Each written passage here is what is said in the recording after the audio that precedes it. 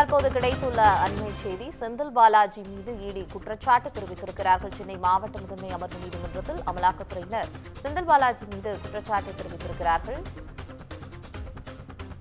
சட்டவிரோத பட பரிமாற்ற தடை சட்ட வழக்கின் விசாரணையை தாமதப்படுத்தும் நோக்கில் செந்தில் பாலாஜி புதிதாக மனு தாக்கல் செய்கிறார் என்று அமலாக்கத்துறையினர் தற்போது அவர் மீது குற்றச்சாட்டை வைத்திருக்கிறார்கள். இது குறித்த கூடுதல் தகவல்களை தருவதற்காக சுந்தரம் இணைகிறார்.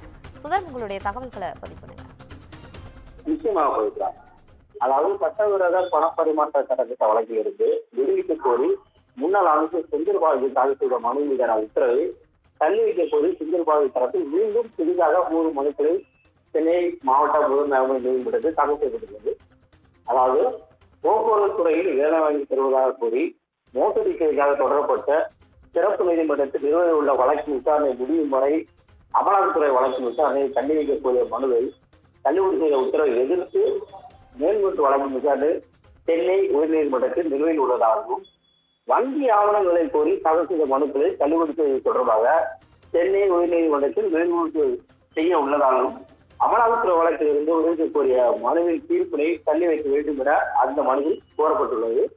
மேலும் நீதிமன்ற உத்தரவின்படி வழங்கப்பட்ட வங்கி ஆவணங்களில் வேறுபாடுகள் உள்ளதால் விடுவித்த ஆவணங்களை வழங்க உத்தரவிட வேண்டும் எனவும் அந்த மனுவில் தெரிவிக்கப்பட்டிருந்தது. இந்த மனுக்கள் நீதிபதி அள்ளி முன் விசாரணை வந்தபோது அமலாக்கத்துறை தரப்பில் ஆஜரான வழக்கறிஞர் வழக்கின் விசாரணையை தாமதப்படுத்தும் நோக்கிலேயே இந்த மனுக்களை தாக்கல் செய்துள்ளதால் இந்த மனுக்கள் மீது வாதிட கால அவகாசம் வாங்கக்கூடாது எனவும், வாதங்களை இன்றே கேட்டு முடிவு செய்ய வேண்டும் எனவும் தெரிவிக்கப்பட்டது.